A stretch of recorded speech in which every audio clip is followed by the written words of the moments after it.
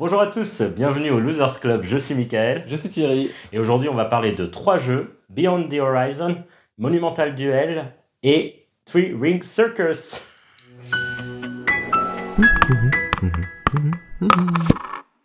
Oui, Michael m'a chargé de parler de Beyond the Horizon parce qu'il voulait se moquer de mon accent anglais. On commence avec Beyond the Horizon qui est une refonte un peu du jeu Beyond the Sun. Alors cette fois-ci, l'auteur du jeu précédent s'est entouré de 3 personnes, amis, potes, je sais pas. Et il y a aussi ce cher Simone Luciani qui est crédité au développement parce que c'est un jeu Cranio Édition, création. Et encore Super Meeple, décidément en ce moment. Beyond the Horizon, c'est un jeu de civilisation globalement. Il y a, dans le jeu, on va pouvoir voir 3 âges différents, donc on retrouve ce côté civilisation. Et ici, ce qui se passe, c'est qu'on va développer notre civilisation avec un arbre de technologie. Et c'est la grosse originalité du jeu, évidemment, qui était déjà présent dans Beyond the Sun, c'est que le plateau central est constitué d'un arbre technologique et chaque joueur va pouvoir l'explorer à sa façon, à sa manière. Et ça va créer de l'asymétrie dans les actions. Alors que si on prend le jeu au début, on a tous les mêmes actions. Mais au fur et à mesure que le jeu avance, on va débloquer nos actions qui sont un peu plus fortes que les actions de base. Et on va comme ça un peu développer notre jeu et essayer de se concentrer sur ce qu'on a envie de faire, sur là où on est le plus fort. Et qu'est-ce qu'on fait dans ce jeu? Et du coup, à part débloquer justement ces armes technologiques, on va débloquer notre plateau personnel aussi. On va enlever des petits cubes qui va faire qu'à chaque fin de tour, on gagne plus d'argent. Ou alors, à chaque fin de tour, on gagne plus de population. Et cette population-là, elle va aussi servir à explorer une carte avec des colons et avec des guerriers. Des soldats. Et donc, voilà. Là, on commence à toucher à la différence aussi avec Beyond the Sun. C'est que Beyond the Sun, on était dans l'espace. Et globalement, la carte d'exploration était finie, elle était très petite et à chaque fois en fait on avait des cartes, c'est ça, une carte qui représentait je sais plus une planète ou un système solaire et on allait l'explorer, le coloniser et puis hop on revenait au milieu et on allait le coloniser et on revenait au milieu, alors que là on est sur une map qui s'étend. C'est ça. Donc on a toujours cette dynamique d'exploration grâce aux colons. Cette dynamique de colonisation après, donc on trouve une tuile qui nous intéresse, on se dit allez je vais me poser dessus, globalement ça nous donne juste des bonus tout le temps, voilà, et chacun est sur la même map mais finalement sans trop se gêner non plus quoi. C'est l'idée d'avoir une map, ça aurait été beaucoup d'interactions, parce que dans Beyond the Sun on faisait beaucoup, c'est-à-dire je plaçais là et après je te retirais pour pouvoir coloniser à mon tour plus et tout. Ah oui, il y avait la majorité aussi. Parce qu'il y avait la majorité, et vu qu'il y avait que quelques endroits, donc c'était très limité, on était sûr d'aller dans des endroits où l'autre y était. Mais là pour le coup dans Beyond the Horizon on construit sa propre carte de chaque côté. Et globalement, on joue chacun dans son coin. C'est ça, ça s'étend. Alors, il y a 2 manières de jouer sur la carte. Soit, à chaque fois qu'on explore, on trouve un village. C'est le fameux village qu'on peut coloniser. Mais parfois, on va aussi pouvoir ajouter un bâtiment. Et là, les bâtiments, ils essaient de nous faire une petite interaction parce que le premier qui construit le bâtiment, il a un bonus, d'accord ? Et une autre personne peut aussi faire le même bonus. Et dans ce cas-là, le propriétaire du bâtiment aura 2 points, 1 point.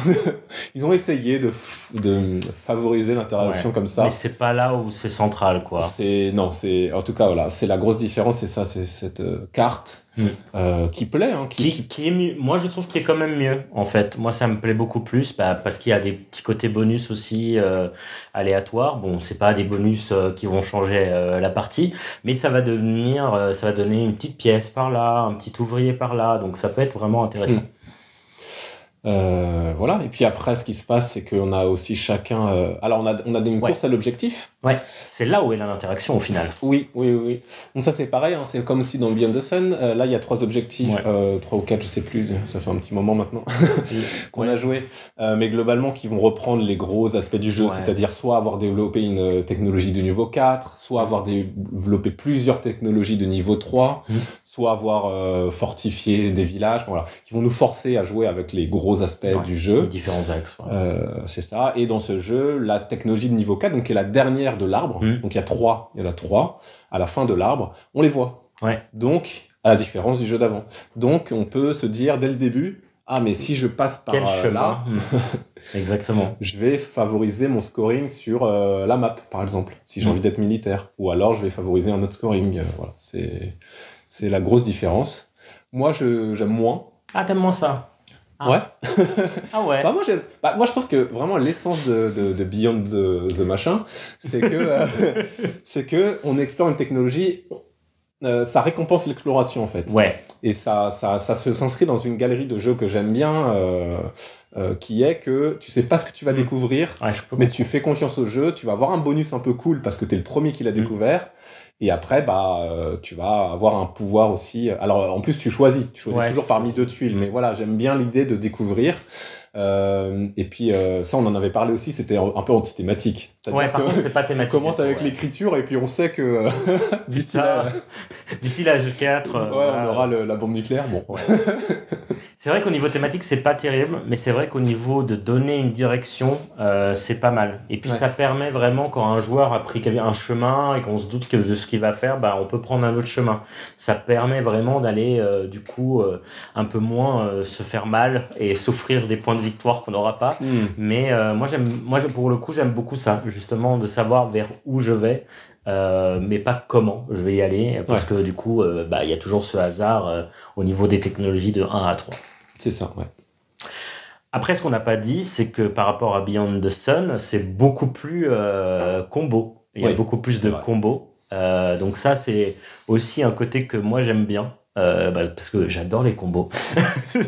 Et du coup, là, je trouve que c'est hyper agréable à chaque fois on fait ça, qui permet de faire ça, qui va faire ça. Justement, toutes les bonus de technologie au départ qu'on découvre la première fois, ça donne un bonus et tout ça. Et ça, c'est hyper rewarding. Ça donne vraiment le côté un peu excitant du jeu.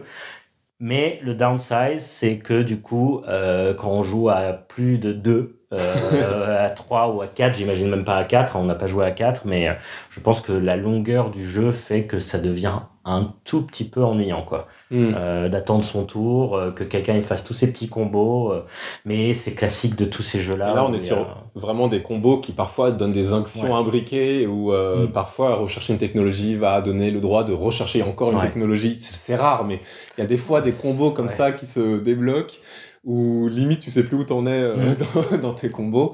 Pareil, quand on débloque nos pistes de ressources, avant on envoyait juste des cubes, on débloquait juste nos pistes. Maintenant, à chaque fois qu'on débloque un cube, on a aussi un petit bonus. Oh, je gagne une pièce. Oh, je gagne. Donc voilà, on voit que c'est vraiment un jeu qui est vraiment dans cet aspect moderne, encore plus moderne, je dirais, du jeu moderne, de vraiment très rewarding. Ouais. Et puis moi, ce qui me chagrinait, c'est qu'il y a des civilisations, on va dire, asymétriques. Et je trouve que comme déjà l'essence du jeu, c'est d'aller construire son chemin asymétrique par les technologies, j'aime pas que déjà dès le début, on est asymétrique. On a joué plusieurs fois avec une qui notamment donne des cubes à chaque fois qu'on donne des pièces d'or à chaque fois qu'on se développe. Bon, on sait que lui, il aura pas moins de problèmes de pièces d'or. Mais du coup, quand t'es à côté et que tu vois ça, tu dis, t'es un peu jaloux. Tu dis, ok, la mienne, elle a l'air un peu forte sur un autre aspect, mais en vrai... Et d'autant plus quand on découvre le jeu. Quand on découvre le jeu, moi, j'aurais bien aimé qu'on ait au moins un start identique, au moins, et après, on crée l'asymétrie. Ça, là, je trouve qu'ils en ont un peu trop fait, moi, personnellement. Non, je peux comprendre ça, je suis un peu d'accord. Moi, je trouve que c'est vraiment ce pouvoir-là de gagner une pièce à chaque fois, je le trouve presque abusé. Je suis un peu mitigé, je me demande si, après, je suis pas sûr si c'est bien équilibré par rapport aux autres. Ça, c'est une question, quoi. On imagine que oui, mais... On imagine que oui, mais c'est vraiment par rapport à... Dans toutes les parties où on a fait, où il y avait celui-là, ça crée vraiment quelque chose de différent, je trouve. Donc ça, je suis un peu mitigé aussi là-dessus. Mais globalement, moi, je suis plutôt satisfait du jeu. Je le préfère en fait à Beyond the Sun, justement déjà pour juste l'esthétique, parce que Beyond the Sun, c'était très... comment dire, froid. Mais c'est l'espace qui fait froid dans l'espace. C'est un prototype. Voilà, visuellement, c'était très sec. Très sec. Là, ça devient un tout petit peu plus joli, plus agréable. Et je trouve que le côté combo vraiment me satisfait beaucoup plus. Et puis, pour un jeu comme ça, où on peut jouer en 1h30 à 2, même pas, je pense que... Voire moins. Moins. Moi, je trouve ça pas mal dans la gamme de ce qu'ils proposent. Après, peut-être, au bout d'un moment, ça sera ennuyant d'en faire mi-partie, mais bon. Oui, ça tourne très bien à 2. On a joué à 3, c'était bien aussi. On n'a pas essayé à 4, effectivement, mais comme on disait tout à l'heure, ça risque de gâcher le plaisir. Moi, j'aime bien à 3 parce qu'il y a quand même un jeu de saute-mouton sur les actions, parce qu'on n'a qu'un seul petit pion pour aller faire les actions, et donc du coup on attend que quelqu'un s'en aille pour aller la faire. Et à 3 il y a un petit peu plus circulaire parfois sur certaines actions clés. On va attendre un tour, puis un deuxième tour, et je trouve que ça crée du tempo un peu plus intéressant parfois que juste jouer à 2 et se décaler à 2. Et après, moi, j'aimais bien la carte de Beyond the Sun. Je trouvais qu'elle était plus intéressante, même si effectivement, parfois, on tournait en rond sur le... Comment dire? Sur le... Le Deep Space, là. Ouais, non, je veux dire, on tournait en rond sur la majorité. Parfois, ça arrivait de dire, je te reprends la majo, tu peux pas coloniser. Bah, du coup, je te reprends la majo. Bah, du coup, moi aussi. Bon, des fois, ça tournait un peu en rond, mais... un peu fatigant. Bah voilà, pour Beyond the Horizon. Et on passe à Monumental Duel, donc la version duel de Monumental de Matthew Dunstan. Qui est Gilbert, je pense. Non, pas du tout. Ah non, tout seul. C'est que Matthew Dunstan. Je savais pas. Ah ouais. Et du coup, c'est Funforge qui sort ce jeu et pour lequel on a donc 3 boîtes différentes. Et donc là, on présente la version espionnage et la version négoce et exploration. Alors, qu'est-ce que dans Monumental, c'est un jeu de deck building un peu spécial, puisque cette fois, on va pas construire un deck. On va construire, sauf que les cartes, on va construire un deck, bien sûr, mais les cartes, en fait, on va faire un tableau de 3x3 dans lequel on va activer une colonne et une ligne à chaque début de manche. Et ces colonnes et ces lignes, globalement, ça va nous permettre de quoi? De gagner des ressources. Pour quoi faire? Pour acheter des cartes. Bon, c'est un peu ça dans l'idée. Un deck building. Globalement, un deck building. C'est un deck building. On fait du deck building, mais de manière un peu plus twistée, justement, avec ce côté, avec ces cartes-là. Et qu'est-ce qu'on va faire? On va acheter des cartes qui vont améliorer donc le deck, et on va aussi faire de la guerre. Globalement, on va prendre des cartes militaires, et on va globalement gagner aussi des points de victoire là-dessus. On va avoir des cartes à côté, des monuments, des trucs. Bon, il y a plein de pléthores de manières d'axes à jouer dans Monumental Duel. Et voilà, le jeu, c'est juste différentes manches. Alors, fausses manches, parce que globalement, on a une rivière de cartes qui va changer au fil des âges. On va avoir des cartes de plus en plus fortes. Plus on achète des cartes et plus la rivière va aller vite. Pas vraiment, parce que du coup, il y a une sorte d'automatisation. S'il y a un certain nombre de cartes, ça va en réduire. Et comme ça, jusqu'à 3 âges.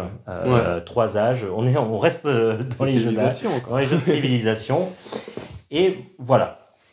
Alors, moi, j'aime bien l'idée d'avoir ce carré de cartes, qu'on va donc activer les lignes et les colonnes. Ensuite, quand j'ai activé ces lignes et les colonnes pendant cette manche-là, toutes ces cartes-là, elles bougent. Et je vais remettre les autres cartes, celles de mon deck, je vais les mettre dessus. En plus, les cartes que j'ai achetées précédemment, je les mets au-dessus de mon deck, ce qui me permet de les voir beaucoup plus vite par rapport à d'autres jeux de deck building où des fois, on les met dans la défausse et après, c'est que quand on remélange qu'on les a. Donc là, c'est beaucoup plus rapide à les voir venir dans notre petit tableau. En plus, il y a un côté où on va pas pouvoir tout le temps faire la même ligne et la même colonne parce que il y a aussi des fois, on veut se débarrasser de certaines cartes qui sont pas terribles. Mais bien sûr, comme dans tout deck bon deck building, il y a un moyen d'enlever ces cartes définitivement. Et puis voilà. Moi, j'aime bien ce côté de cartes. Le jeu de cartes, je le trouve hyper sympa d'activation, de prévoir comme ça. Mon défaut principal, c'est vraiment la longueur du jeu, qui est trop lente pour un jeu à 2 de cet acabit-là. Ça se rallonge. Et puis, j'ai l'impression que les dernières manches, on a fait déjà tout ce qu'on pouvait faire et on est là juste à dérouler le fil rouge de ce qu'on fait déjà. Et du coup, on fait la même chose, sauf qu'on le fait de plus en plus fort et on achète toutes les cartes. Mais au bout d'un moment, on achète même des cartes nulles, juste parce qu'on sait que ça nous fera des points peut-être à la fin. Les cartes bleues, effectivement, ça nous fait un point. Parce qu'il y a un petit jeu. Alors, le scoring, c'est par certains axes, donc construire des monuments, etc. Les frontières, ce qu'ils appellent les frontières, je crois. Les territoires, pardon. Les territoires et tout ça. Et donc, au bout d'un moment, on va acheter plein de territoires juste parce qu'on sait que ça va nous faire des points de fin de partie. Il y a les petits jeux de majorité à 2 qui sont plutôt sympas. Bon, ça finit trop lentement. Je pense qu'on peut bien enlever peut-être... Ce qui est fou, parce que comme on a dit, c'est le jeu nous guide dans la rivière, et en fin de compte, il y a très peu de manches. Je me souviens plus exactement, mais je crois que ça fait 8 manches environ, quoi. Et un deck building en 8 manches, c'est assez rare. Souvent, on passe notre temps à... Hop, on crache notre main, on remet, on repioche, on crache, et souvent c'est pas mal de manches. Et là, en fait, il y a tellement de trucs à faire dans notre pendant une manche est assez longue. Ouais, c'est effectivement. Ça. Qu'effectivement, il y a très peu de manches, mais par contre, il y a beaucoup de choses à faire. Et comme tu dis, à la fin, moi aussi, je trouve que c'est pas excitant. Enfin, c'est-à-dire qu'il y a un cœur du jeu qui est potentiellement un peu excitant de construction. Et puis à la fin, effectivement, ça retombe sans que ce soit une course comme. Encore une fois, comme certains deck building, c'est pas une course, ça finit quand la rivière se finit. Donc c'est encore une différence. Et après, on compte un peu platement nos points. Et moi, j'aime pas trop. J'avoue qu'ils auraient pu être plus originaux sur le scoring. C'est assez peu intéressant, c'est vrai. Un point par carte territoire, et puis 3 points si t'as la majo. Il y a mieux à faire peut-être en jeu duel. Je sais pas. J'avoue que j'ai...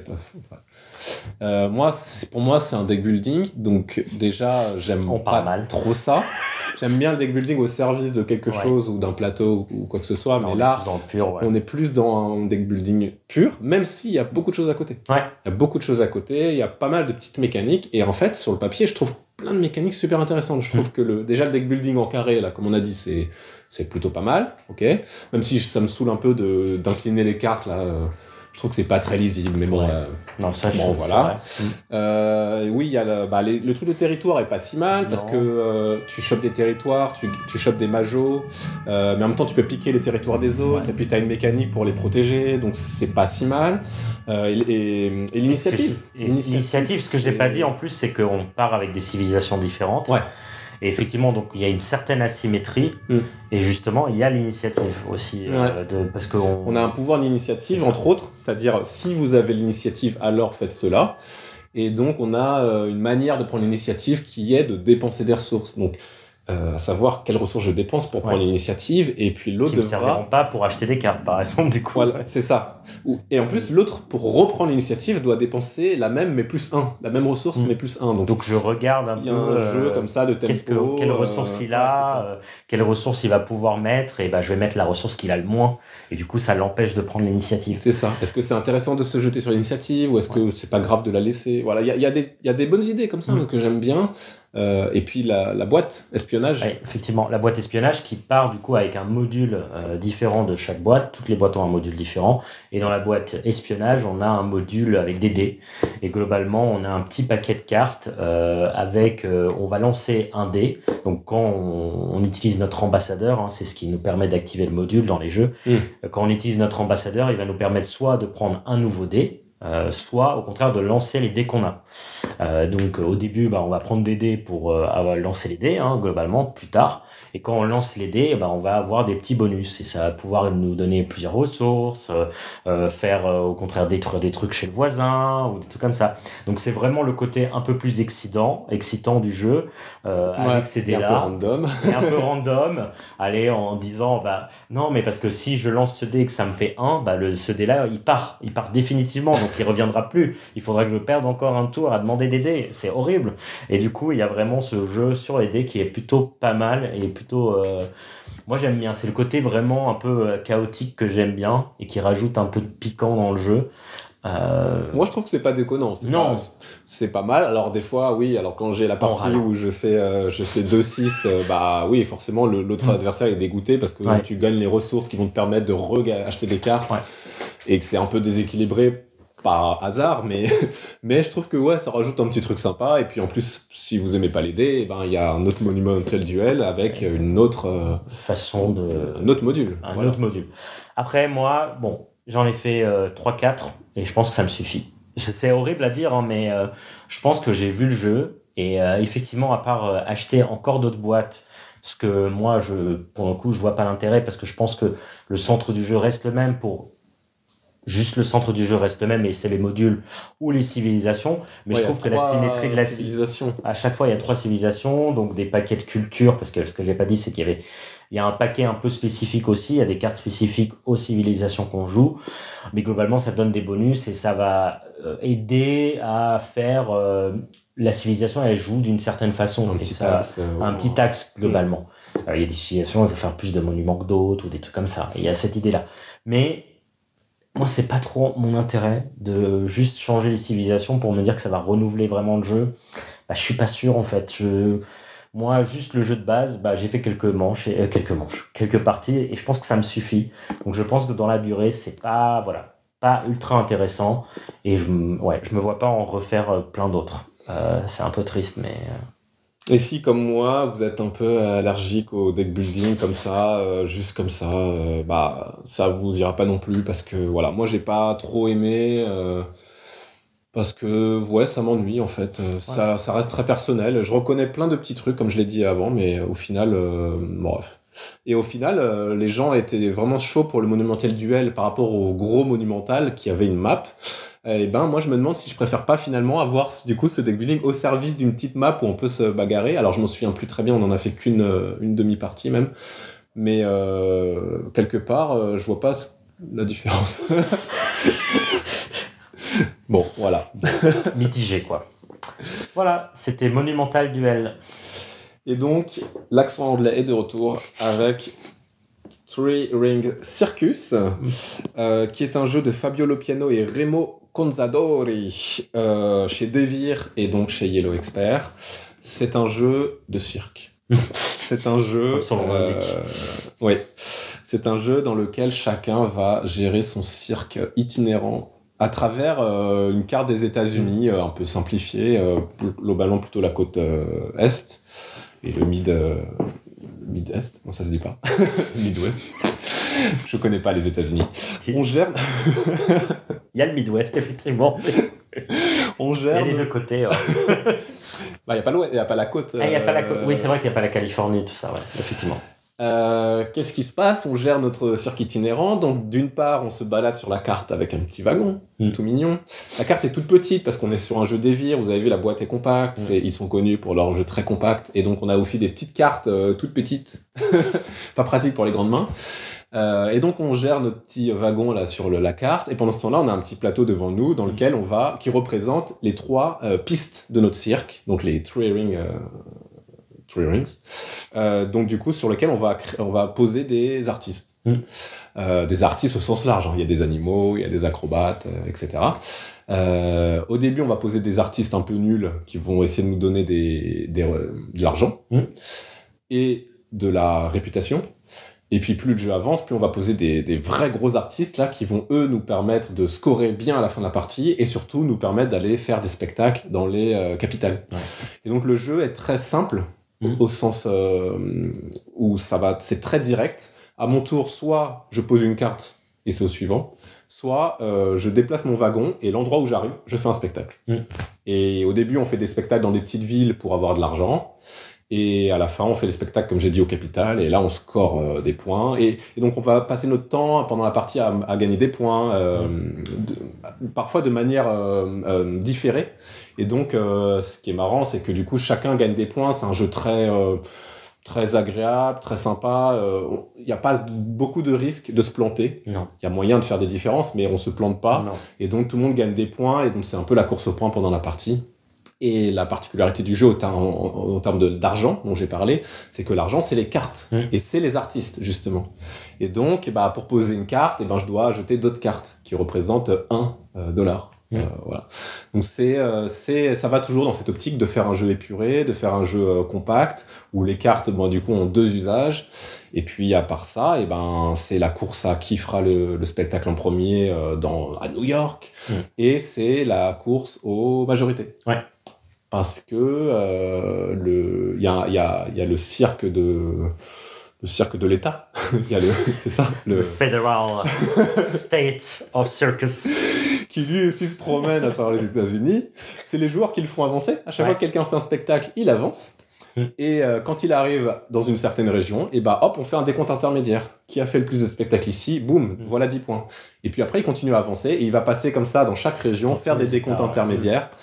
Et on retrouve un peu ce qu'on a trouvé par exemple dans Sankoré. du même auteur, de Lopiano, dans le sens où c'est un jeu très pur, avec de la majorité, avec les joueurs qui font avancer la partie, et des fins de partie parfois un peu brusques. Ouais, toujours un peu rapide. C'est ça. Mais je trouve que c'est quand même assez intéressant parce que il y a un management de cartes qui est assez cool, justement juste parce qu'il y a l'argent et à voir ça. Mais il y a surtout l'agencement de notre tableau personnel.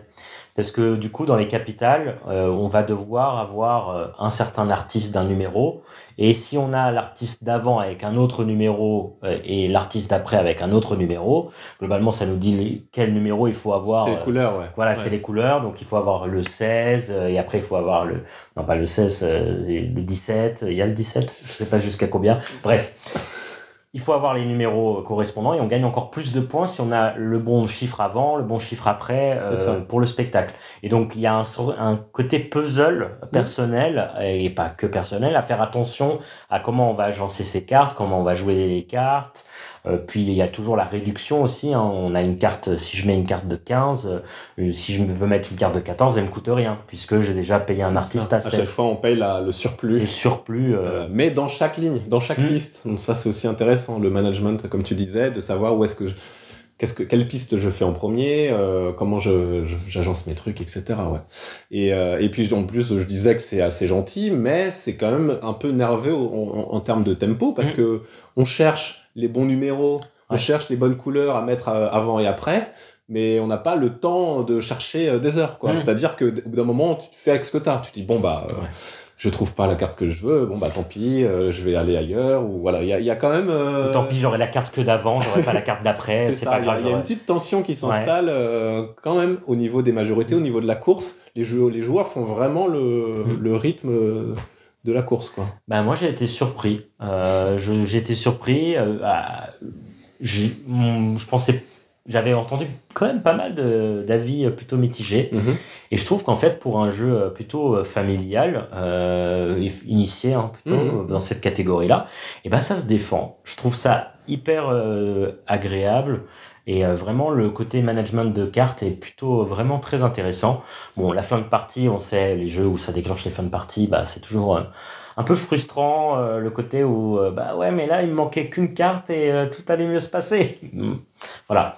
Et ça, mais j'aime bien, en fait. J'aime bien quand même, globalement, je suis plutôt positif sur un jeu que je m'attendais pas presque à aimer. Et que j'ai eu une première partie assez difficile, c'était K2.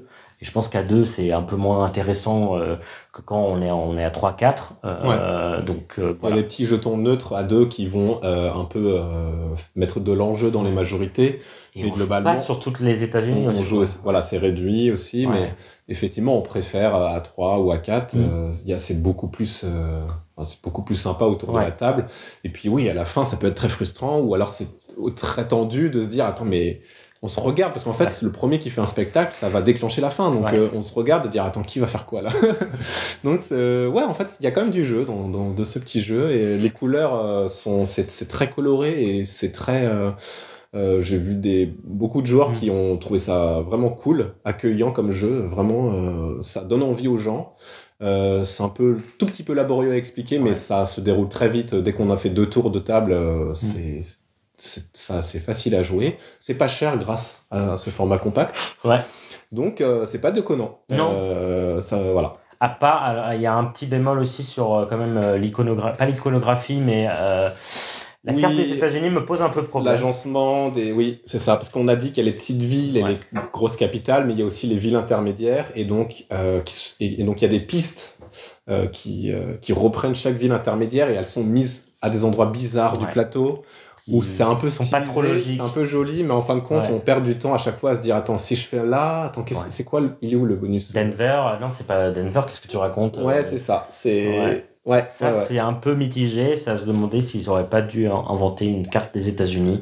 plus simple ailleurs. C'est ça. Faire un monde imaginaire avec des troubadours. Et voilà, on serait dans le fantastique. Et voilà. Voilà, donc pas un coup de cœur, non, Circus, mais un truc qui se défend pas mal et qui aussi se joue vite. Et pour de l'initié, c'est vraiment cool. Voilà, c'était tout pour les 3 jeux d'aujourd'hui. On rattrape un peu les jeux qu'on a joués récemment, là, depuis 2 mois.